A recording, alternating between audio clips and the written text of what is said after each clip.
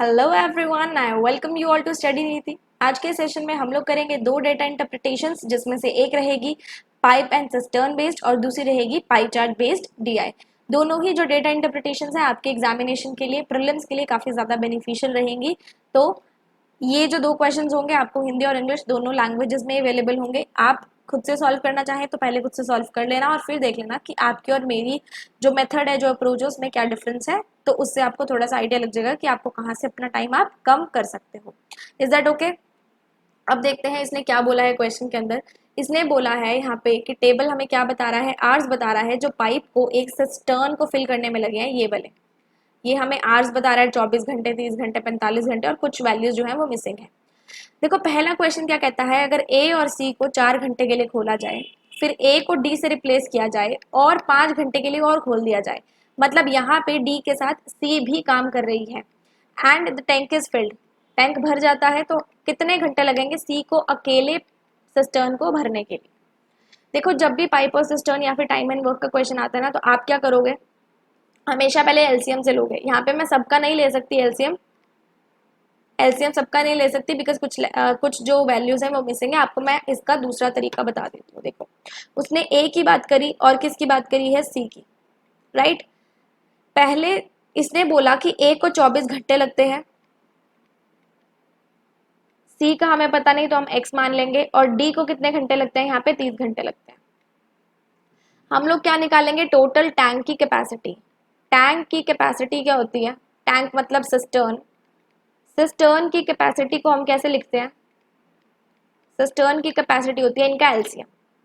ठीक है, तो यहाँ पे क्योंकि आपके पास एक वैल्यू मिसिंग है, तो आप कोशिश करो कि आप इन दोनों का एलसीएम ले लो। एलसीएम मतलब लोएस्ट कॉमन मल्टीपल, जिस नंबर से ये दोनों कट जाए।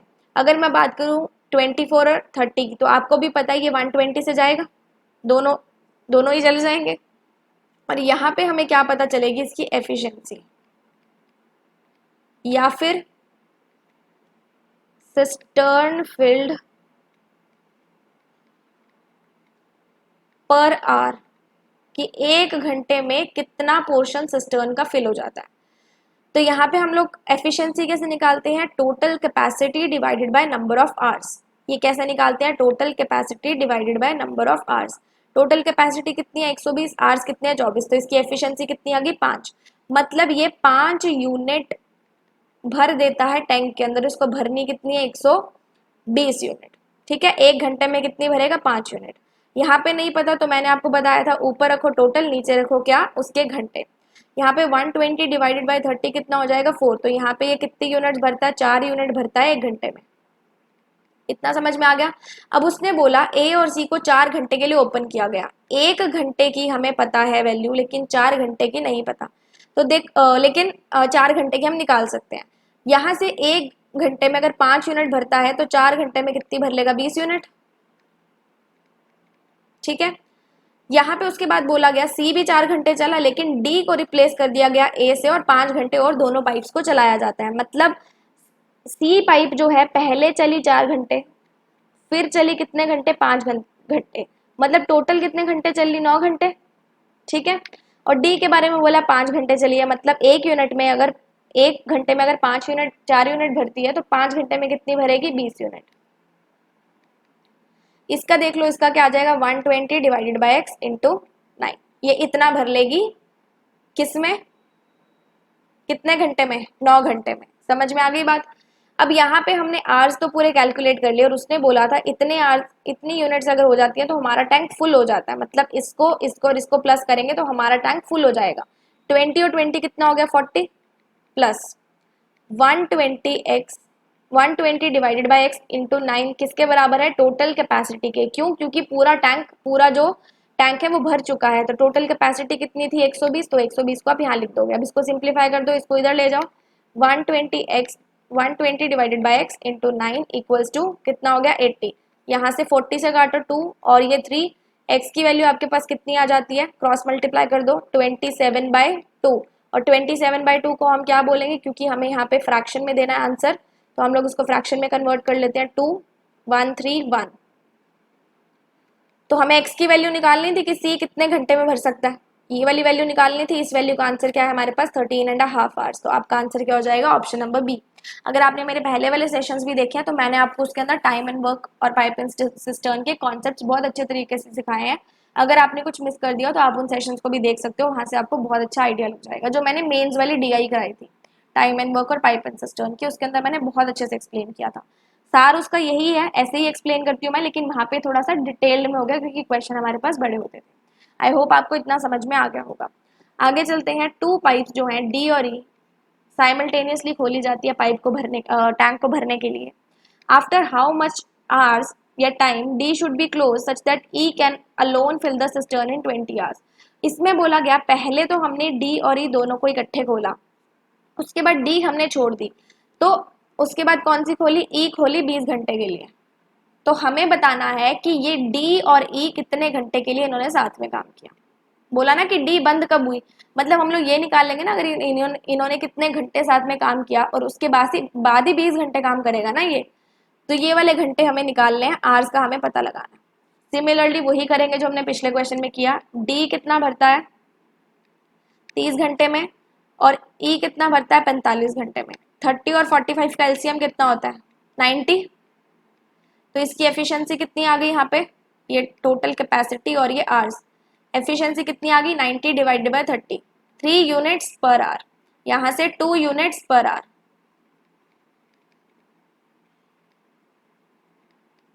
समझ में आ गया। अब देखो उसने क्या बोला कि डी और ई को पहले खोल दिया जाता है और फिर हमें देखना है कि ई जो है अकेला 20 घंटे के लिए काम करता है। स्टार्टिंग के आवर्स नहीं पता ना, उसने डी और ई ने कितने घंटे साथ में काम किया ये नहीं पता, लेकिन हमें ये जरूर पता है कि ई ने 20 घंटे काम किया। अगर वो 1 घंटे में 2 यूनिट भरता है तो ई 20 घंटे में कितनी भर देगा, 40 यूनिट्स भर देगा, 40 लीटर भर देगा पानी।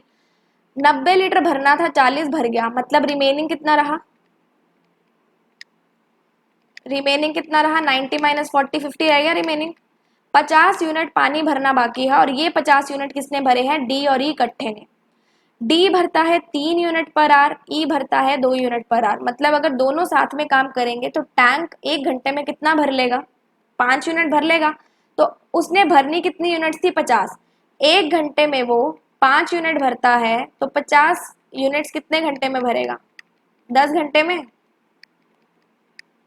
तो यहाँ पे डी जो है 10 घंटे चल के उसके बाद बंद हो गया और उसके बाद हमारा ई चला और वो 20 घंटे चल के उसने पूरा टैंक जो है फिल कर दिया। तो हमारा आंसर क्या हो गया, option number D, that is कितने घंटे, 10 आवर्स। आपको यहाँ से समझ में आ गया। चलो आगे चलते हैं।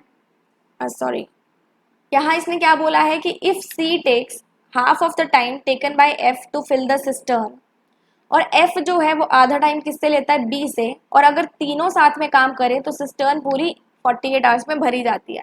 इसने ये बोला है कि बी जो है, मान लो जो सी है वो एफ का आधा लेता है और एफ जो है वो बी का आधा लेता है, राइट।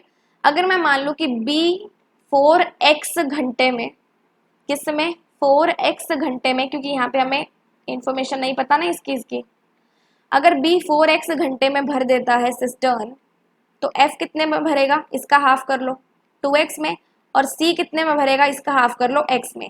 मतलब बी अगर 4x में भरेगा तो एफ 2x में भरेगा और सी किस में भरेगा, x आवर्स में पूरा का पूरा सिस्टर्न इंडिविजुअली भर देगा। ठीक है। अब उसने बोला अगर ये चारों इकट्ठे काम करें तो 48 आवर्स में पूरा का पूरा टैंक भर जाता है। मतलब अगर हमें तीनों के तीनों को इकट्ठे काम में लाना है तो हमें उसकी एफिशिएंसी पता होनी चाहिए। एफिशिएंसी हम कैसे निकालते हैं, पहले हम लोग टोटल कैपेसिटी निकालेंगे, मतलब एलसीएम निकालेंगे। इसका एलसीएम कितना आया 4x, एफिशिएंसी कितनी आ गई 4x डिवाइडेड बाय 4x, 1 आ गई। ये कितनी आ गई 2 आ गई, 4x डिवाइडेड बाय x कितनी आ गई 4 आ गई।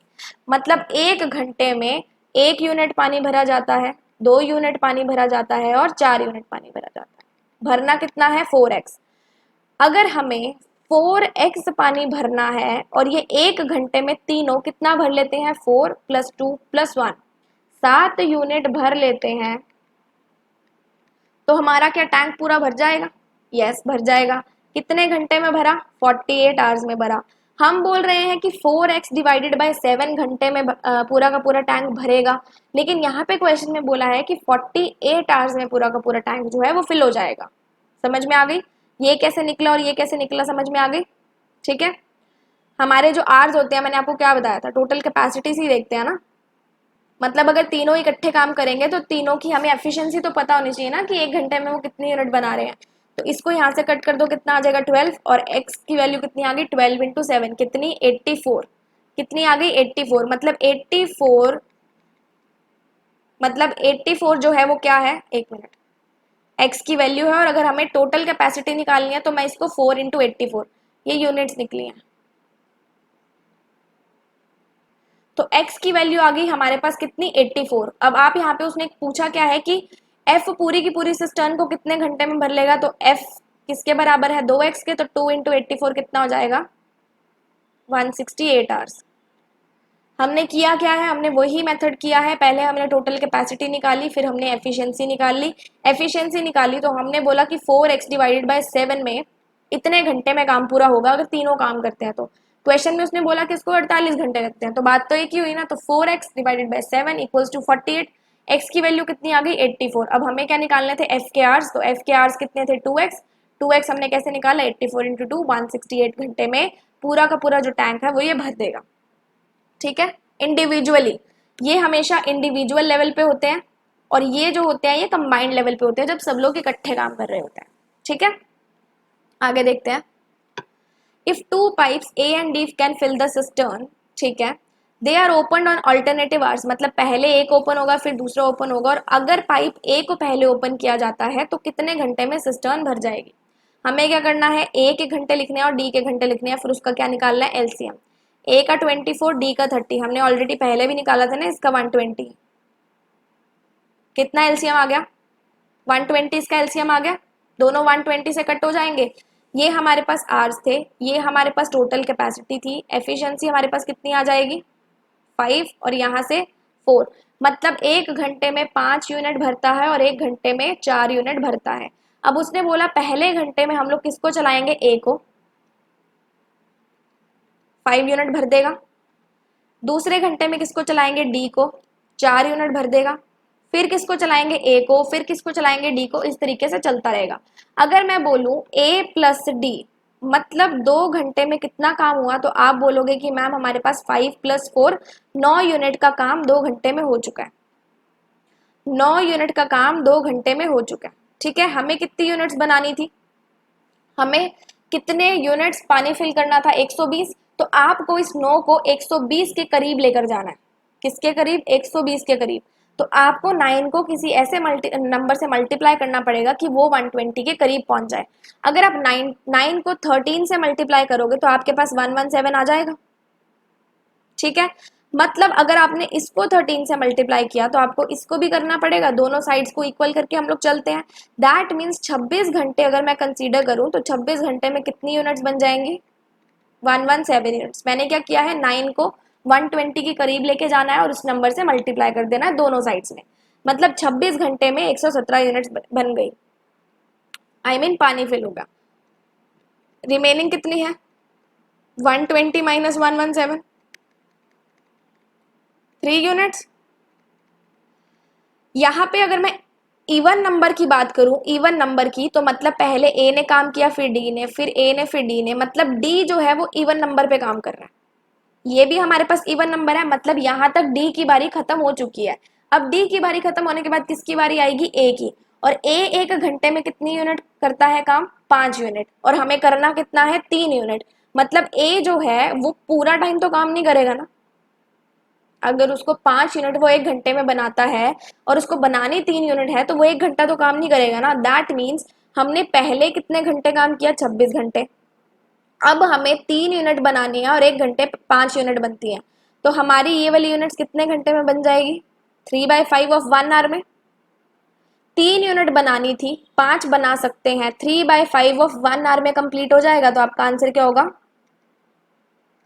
26 3/5 आवर्स, या मैं बोल लूँ 26 प्लस 3/5 आवर्स, जैसे मर्जी बोल लो, आंसर सेम है।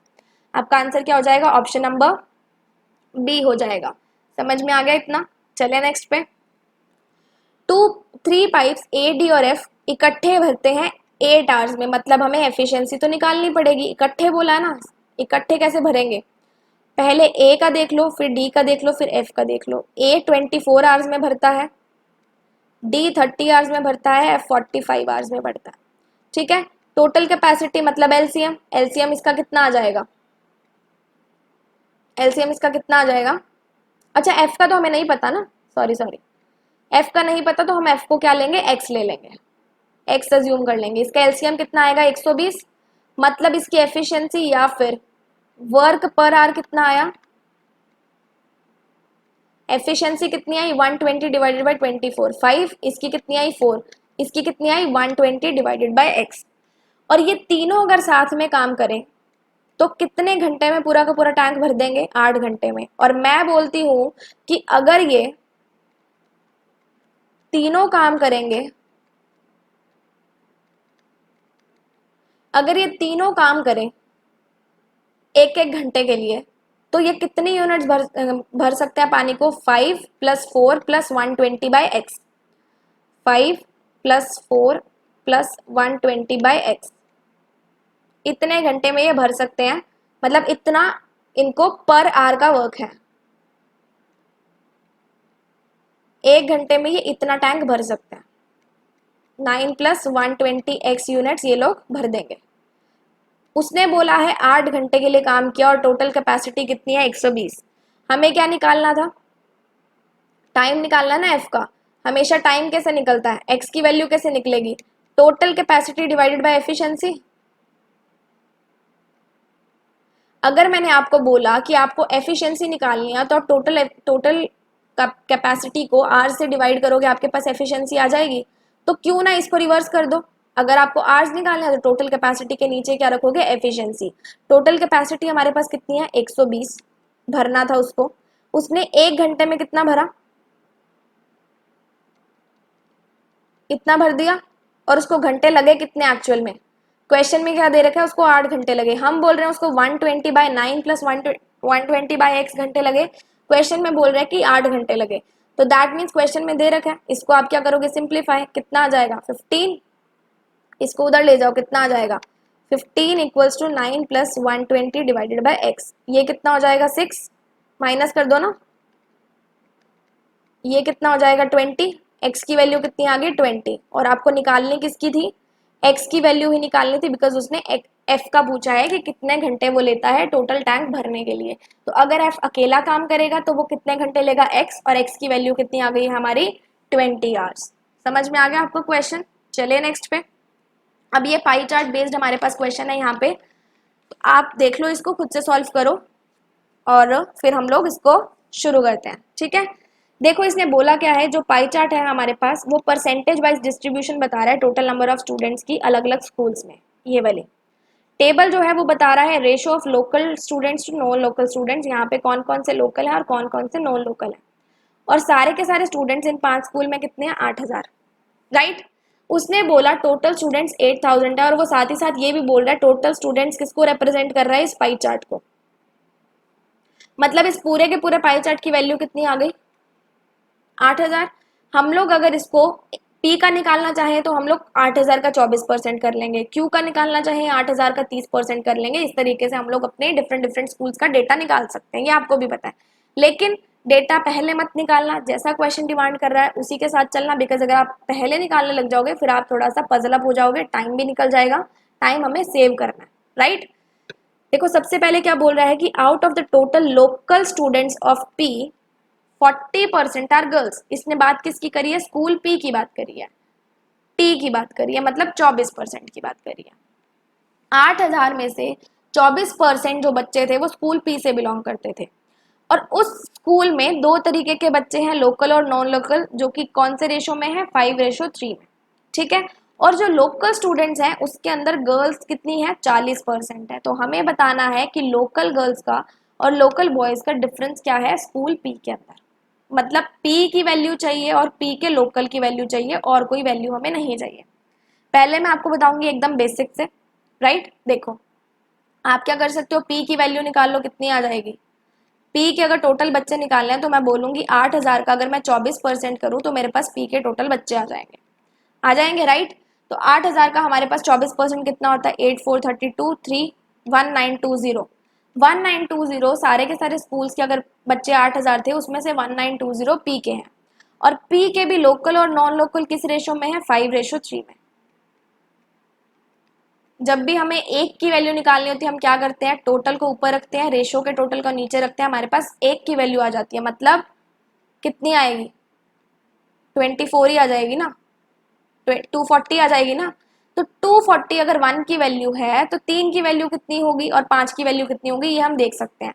बात उसने किसकी करी है, लोकल की, तो हमें किसकी वैल्यू चाहिए, 5 की, तो 240 इंटू 5 आपके पास कितना हो जाएगा, 1200। मतलब 1200 बच्चे जो स्कूल के हैं वो लोकलाइट्स हैं। उसमें से 40% अगर गर्ल्स हैं, लोकल में से अगर 40% गर्ल्स हैं तो 60% बॉयज हुए, कितने हुए, 60% हुए। उसने बोला इनका डिफरेंस क्या है, तो 40 और 60 का डिफरेंस कितना होता है, 20%। लोकल वालों का अगर आप 20% कर दोगे तो आपका डिफरेंस निकल आएगा, लोकल वालों का अगर 20% कर दोगे तो डिफरेंस निकल आएगा। आप कैसे तरीके से करोगे, आप ऐसे भी कर सकते हो, पहले 1200 का 40% निकाल लो, फिर 1200 का 60% निकाल लो, फिर दोनों को माइनस कर दो। उससे बेटर तो ये है ना कि आप पहले ही डिफरेंस यहां से देख लो, राइट। अब दूसरा तरीका देखो, यहाँ पे उसने बोला कि पी के 24% बच्चे हैं। अगर पी में 24% बच्चे हैं और उसमें से 5:3 में लोकल और नॉन लोकल बटे हुए हैं, राइट। तो क्या हम इस रेशो को परसेंटेज में यूज कर सकते हैं कि हमें परसेंटेज पता चल जाए कि बच्चों की परसेंटेज कितनी है जो लोकल में पढ़ते हैं। 24 डिवाइडेड बाय रेशो का टोटल कितना होता है, 8। दैट मीन्स एक की वैल्यू कितनी आ गई, 3। 3 की वैल्यू कितनी आ जाएगी, 9। 5 की वैल्यू कितनी आ जाएगी, 15। 3 से मैंने क्या किया, मल्टीप्लाई किया। तो मतलब 15% बच्चे जो टोटल के हैं, टोटल के 15% बच्चे जो हैं वो लोकल हैं और 9% जो है वो नॉन लोकल है, राइट। टोटल हमारे पास कितना था, 8000, उसमें से 15% लोकलाइट्स हैं। लोकलाइट्स में दो तरीके के बच्चे हैं, एक गर्ल्स हैं एक बॉयज हैं। हमें निकालना है डिफरेंस, 40 और 60 का डिफरेंस कितना आएगा, 20। आप किससे मल्टीप्लाई कर दो, 20% से, मतलब 1/5 से। कर दिया, इसको आप सॉल्व कर लो, कितना आ जाएगा, 240 आया। हमें वैल्यूज निकालने की जरूरत पड़ी क्यों, जब हम लोग सिर्फ इसी से ही सॉल्व कर सकते थे। ये पता है 24%, रेशो पता है, तो इसको परसेंटेज में ही तोड़ दो ना, 24 को परसेंटेज में ही तोड़ दो। परसेंटेज में तोड़ा, परसेंटेज में पता चल गया लोकल के बच्चे कितने हैं, 15%। तो अगर 8000 का 15% मैं बोलूँ लोकल है और उसमें से हमें डिफरेंस निकालना है, डिफरेंस हमने ऑलरेडी देख लिया कि 20% है, तो सीधा 20% से मल्टीप्लाई कर दो। इतने में आपका पूरा का पूरा क्वेश्चन खत्म हो गया, ज्यादा झमेला करने की जरूरत ही नहीं पड़ी। अगर आप इस तरीके से करोगे थोड़ा सा लेंदी पड़ेगा, ये वाली अप्रोच यूज करोगे तो थोड़ा सा ईजी हो जाएगा, ठीक है। वहां पे आपने फिगर्स लिए, यहाँ पे आपने सीधा परसेंटेज को बांटा है, इतना ही डिफरेंस है। आगे देखो, respective ratio of number of local students in Q and number of non local students in S. अब इसमें भी देखो मैं परसेंटेज से तोड़ूंगी, बेसिक से नहीं तोड़ूंगी। इसने बात करी क्यू की और किसकी, एस की, राइट। क्यू में कितने हैं, 30% बच्चे हैं और एस में कितने हैं, 12%। दो तरीके के लोग हैं, लोकल और नॉन लोकल। उसने बात किसकी करी है, लोकल क्यू के और नॉन लोकल एस के। तो यहां से अगर मैं क्यू का रेशो देखूं लोकल और नॉन लोकल का, तो कितना है, 3:2। और अगर मैं एस का देखूं तो कितना है, 1:3। सीधा परसेंटेज से काम लेंगे अपने, ठीक है। अगर अपने को परसेंटेज में इसको बाइफरकेट करना है तो आप क्या करोगे, टोटल परसेंट को ऊपर रखोगे, रेशो के टोटल को नीचे रखोगे। एक की वैल्यू कितनी आ गई, 6। अगर एक की वैल्यू 6 है तो 3 की कितनी हो जाएगी, 18। 6 इंटू 3, और 2 की कितनी हो जाएगी, 12। 12% है, उसको परसेंटेज में काटना है तो 12 को ऊपर रखो, रेशो के टोटल को नीचे रखो। एक की वैल्यू कितनी आ गई, 3। एक की वैल्यू 3, तो 3 की कितनी आ गई, 9। मतलब टोटल का 18% यहाँ पे लोकल है, 12% नॉन लोकल है, और यहाँ पे 3% लोकल है और 9% नॉन लोकल है। उसने क्या बोला, हमें डिफरेंस, हमें रेशो बताना है लोकल ऑफ क्यू और नॉन लोकल ऑफ एस। तो 18:9 कितना आ जाएगा आपके पास, 2:1। कितना आ जाएगा, 2:1। ये सीधा मैंने परसेंटेज से उठाया इसको। अब अगर आप इसको सिंप्लीफाई और करना चाहो तो आप कैसे करोगे, देखो सिंप्लीफाई इन द सेंस आपको अगर डिटेल्ड में करना है तो ये सबसे ज्यादा छोटा मेथड था जो मैंने आपको बता दिया। आप क्या करोगे, पहले 8000 का 30% निकालोगे, कितना निकलेगा, कितना निकल जाएगा 2400। फिर 8000 का 12% निकालोगे कितना निकलेगा 12 8 जार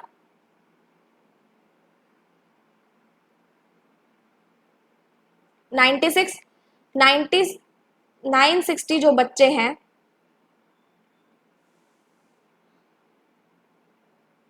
960 जो बच्चे हैं वो एस के हो गए। फिर आप क्या करोगे इसको लोकल और नॉन लोकल में तोड़ोगे 3:2 में।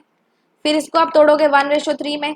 इधर से आपको लोकल की वैल्यू चाहिए, इधर से आपको नॉन लोकल की वैल्यू चाहिए। फिर आप इसकी वैल्यूज निकालोगे, फिर आप उसको क्या रेशो निकालोगे। इतना बड़ा करने की जरूरत बिल्कुल भी नहीं है। परसेंटेज को लो, रेशो को, इस परसेंटेज को रेशो में डिवाइड कर दो, इसको रेशो में डिवाइड कर दो, जो उसने पूछा है उसको वैसे वैसे उठा लो। लोकल पूछा है 18 उठा लिया, नॉन लोकल पूछा है 9 उठा लिया। अब ऐसा क्यों किया, क्योंकि इनका बेस सेम था, टोटल सेम था कितना 8000। तो अगर हम लोग रेशो लेते भी तो 8000 से 8000 कैंसिल हो जाता। आगे देखो, ratio of number of boys and number of girls in R is 5:4। P Q R, R कितना है 18%। 18% में बॉयज और गर्ल्स कितनी है 5:4। टोटल का 18%, ये भी टोटल का ही है। ये जो 5:4 है ना, अगर हम इसकी परसेंटेज को बाइफरकेट करेंगे तो टोटल का ही आएगा। अगर मैं इसकी बात करूं, if out of the local students of R 60% are girls, तो हमें बताना है non local girls of R. सबसे पहले लोकल और नॉन लोकल का देख लो। आर के अंदर 5:4 में है। आर कितना था 18%, उसमें से लोकल कितने हैं और नॉन लोकल कितने हैं 5:4 में। हमें दोनों एस्पेक्ट्स लेने हैं, गर्ल्स बॉयज का भी लेना है और लोकल और नॉन लोकल का भी लेना है, राइट। इसको अगर मैं बाइफरकेट करूं तो 18 डिवाइडेड बाई 5 + 9 कितना हो जाएगा, 5 + 4 कितना हो जाएगा 9। मतलब एक की वैल्यू कितनी आई 2, तो 5 की कितनी आ जाएगी 10%, 4 की कितनी आ जाएगी 8%, मल्टीप्लाई बाय 2। इसका भी सेम निकलेगा, ये भी 10% है और ये भी कितनी है 8% है। अब क्वेश्चन में जैसे जैसे वो बोल रहा है वैसे वैसे चलना। Number of boys and girls ये हमने देख लिया। If out of local students in R 60% are girls, ये आर के लोकल में 60% गर्ल्स हैं। लोकल कितने थे 10%, उसका भी 60% गर्ल्स हैं। मतलब 6% ऑफ टोटल बच्चे गर्ल्स हो गई। 10% का 60% कितना आया 6%, 6% ऑफ टोटल गर्ल्स हो गई। हमें क्या बताना है, नॉन लोकल गर्ल्स कितनी है स्कूल आर के अंदर। एक मिनट, हाँ नॉन लोकल बतानी है ना। टोटल लड़कियां कितनी थी 8%, लोकल की कितनी है 6%। टोटल थी 8%, लोकल की कितनी 6%, तो नॉन लोकल की कितनी बची 2% of total. 8% of total girls थी, 6% ऑफ टोटल क्या थी लोकलाइट थी। क्या हम नॉन लोकल निकाल लेंगे, 8 पता है 6 पता है, 2% कौन आ गई ऐसी गर्ल्स जो कि नॉन लोकलाइट्स हैं। 2% ऑफ टोटल कितना हो जाएगा 8000 का 2% 160, 160 इज योर आंसर। ये वाला तरीका थोड़ा इजी है, आप इसको ऐसे करने की कोशिश किया करो। अगर आप वैल्यूज निकालते रह जाओगे फिर टाइम निकलता जाएगा, ठीक है। आगे देखें, number of local students in school T and S together is what % more than number of local students in P. अच्छा पहले टी और एस की बात की गई है, तो टी है 16, एस है 12। टी कितना है 16, एस कितना है 12। उसने बोला है टी और एस के कौन कौन से लोकल स्टूडेंट्स। लोकल मतलब यहां से देख लो टी किस रेशो में है 3:5 में है। लोकल और नॉन लोकल 3:5, और यहां से एस का देख लो क्या रेशो है लोकल और नॉन लोकल का 1:3। उसने क्या बोला है टी और एस के लोकल स्टूडेंट्स, मतलब हमें इस 3 की वैल्यू निकालनी है, इस 1 की वैल्यू निकालनी है। परसेंटेज से ही खेलेंगे, टोटल परसेंट को ऊपर रखो, इसके रेशो के टोटल को नीचे रखो। एक यूनिट की वैल्यू कितनी आ गई 2%। अगर एक की 2% है तो 3 की कितनी हो गई 6%, 5 की कितनी हो गई 10%। वैसे इसका रोल था नहीं कोई। यहाँ पे देख लेते हैं 12 डिवाइडेड बाई 3 + 1 4 कितनी आ गई 3, एक की वैल्यू कितनी आ गई 3%। अब यहाँ पे हमें पता है कि 6% ऑफ टोटल और 3% ऑफ टोटल क्या है लोकल स्टूडेंट्स टी और एस के। टी और एस के स्टूडेंट्स पूछे हैं, डिवाइडेड बाय किससे पूछा है लोकल ऑफ पी। ये मोर देन वाला क्वेश्चन है, हमारा फेवरेट क्वेश्चन है, इसको मैं आपको करने के दोनों तरीके बताऊंगी। लोकल हमने टी और एस के निकाल लिए, टोटल कितने हैं 6 + 3 9% ऑफ टोटल जो है हमारे पास लोकल है। पी के लोकल देख लो 24% सारे के सारे बच्चे थे, 5:3 में डिवाइड कर दो, टोटल कितना है रेशो का 8, 24 डिवाइडेड बाय 8 कितना होगा 3, 5 की वैल्यू कितनी आ गई 15, 3 की वैल्यू कितनी आ गई 9, मतलब 15% ऐसे बच्चे हैं जो क्या है लोकल हैं पी के। मैंने आपको लास्ट क्वेश्चन में समझाया। ऑफ टोटल लिखने की जरूरत नहीं है बिकॉज आपका बेस सेम है 8000, इसको सीधा ही सिंप्लीफाई कर दो, कितना आ जाएगा 3 के टेबल से काटोगे तो कितना आ गया 60%। उसने बोला है कि ये कितना ज्यादा या कितना कम है, तो आपको पता है कि ऑब्वियस सी बात है टी और एस जो है वो पी से कम है ना, तो आप मोर वाले ऑप्शंस तो पहले ही काट दो। टी और एस जो है वो पी से कम है तो दैट मीन्स आप मोर वाले ऑप्शंस पहले ही काट दोगे, राइट। मतलब आपको ये बताना है कि ये कितना कम है। तो कितना कम हम कैसे बताते हैं, इस 60 को हमेशा हमें क्या करना होता है 100 से कंपेयर करना होता है। ये 100 से कितना कम है 40%, तो हमारा आंसर क्या हो जाएगा 40% लेस। यहाँ पे तो आपने सीधी सीधी वैल्यूज रख दी ना। एक चीज आप और कर सकते हो, ये 9 रखा, ये 15 रखा, ये आपने ऐसे किया। एक तरीका ये है कि आप डिफरेंस को ऊपर लो, डिनोमिनेटर को नीचे एज इट इज लो और 100 से मल्टीप्लाई कर दो। इन दोनों का डिफरेंस कितना है 6, 6 डिवाइडेड बाय 15 इंटू 100 कितना आ जाएगा 2 डिवाइडेड बाय 5 कितना आ गया 40%। यहाँ पे डिफरेंस का मतलब क्या है, कम ज्यादा हमने पहले निकाल लिया, कम ज्यादा इसमें हमने पहले निकाल लिया तो हमने सीधा आंसर लिख दिया। लेकिन अगर आप सीधी वैल्यूज उठा रहे हो फिर आपको इसको 100 से कंपेयर करना पड़ेगा। तो 60% जो है हमारा आंसर आया, दैट मीन्स ये 100% से कितना कम है 40%। तो टी और एस के जो सारे के सारे बच्चे हैं पी के बच्चों से कितने कम है 40% कम है। आगे देखो, find the total number of non local students in all the schools together. ठीक है, देख लेते हैं। 24 में 5:3 निकाला था हमने, एक की वैल्यू 3 आई थी, मतलब यहाँ पे कितना आ गया 9% आया था। 30% को कितने में बाइफरकेट किया 3:2 में, मतलब 30 डिवाइडेड बाई 5, रेशो का टोटल कितना आया 6, कितना आ जाएगा 12 आ जाएगा। 6 इंटू 2, नॉन लोकल की बतानी है ना अपने को, 2 की वैल्यू बतानी है। इधर से 18 है, 18 को 5:4 में बाइफरकेट किया, 4 की वैल्यू बतानी है। 18 डिवाइडेड बाई 5 + 4 9, कितना आ जाएगा, एक की वैल्यू 2%, एक की वैल्यू 2% है तो 4 की कितनी हो जाएगी 8%। 12 को इन्होंने कितने में डिवाइड किया है 1:3 में, डिवाइड किससे करोगे 4 से, 1 + 3 कितनी आ जाएगी, एक की वैल्यू 3%, एक की 3 है तो 3 की कितनी हो जाएगी 9%। यहाँ पे देख लो लास्ट टी को कितने रेशो में डिवाइड किया 3:5 में, तो 16 को आप 3:5 में डिवाइड करो, आपको 5 की वैल्यू चाहिए। 16 को किससे डिवाइड करोगे 3 + 5 कितना हो गया 8, कितना आ जाएगा 2, 5 की वैल्यू कितनी आ गई 10। तो यहाँ से सारे परसेंटेजेस जो आपने कैलकुलेट किया उसको उठा लो, 10% + 9% कितना हो गया 19, 19 + 12 कितना हो जाएगा आपके पास 31, 31 और 8 कितना हो गया 39, 39 और 9 कितना हो जाएगा 48, 48% ऑफ टोटल कितने हैं हमारे पास नॉन लोकल स्टूडेंट्स हैं। यहाँ से इसको काट दो, 8 8 जार 64, यहाँ पे देख लो एक ही ऑप्शन है जिसमें 40 आ रहा है, बट स्टिल चेक कर लो बिकॉज नन ऑफ दीज भी अवेलेबल है। 8 8 4 जार 32, तो ये कितना आ गया 3840। आपका आंसर क्या आ गया ऑप्शन नंबर बी। मैंने क्या किया है परसेंटेज को ही तोड़ दिया और परसेंटेज को ही उठा लिया। अब आप ऐसा करोगे, देखना आप जरूर ऐसा कर रहे होगे कि आपने इसका पहले बाइफरकेशन, इसकी पहले वैल्यू निकाली, ठीक है, फिर उसका बाइफरकेशन किया, फिर उसकी वैल्यू निकाली, फिर वैल्यूज निकालते निकालते आपने प्लस किया। जबकि ये वाला आई गेस मेथड थोड़ा ज्यादा इजी है, आपको दिखने में थोड़ा सा कॉम्प्लिकेट लग रहा होगा, लेकिन अगर आप लोग अप्लाई करना शुरू करोगे ना इसको, तो आपको भी पता चलेगा हमारा टाइम इस मेथड में ज्यादा सेव हो रहा है। तो आज का ये जो क्वेश्चन था उसको मैंने आपको नए मेथड से कराया। एक बारी में ना समझ में आया तो दूसरी बार फिर से देख लेना, सिर्फ परसेंटेज की ही बाइफरकेशन की गई है यहाँ पे, और आपको ये मेथड बहुत ज्यादा हेल्प भी करेगा एग्जामिनेशन में, आई अश्योर यू दिस। तो ऐसे ही सेशंस और आते रहेंगे, प्रैक्टिस अच्छे से करते रहो। Good luck and stay happy.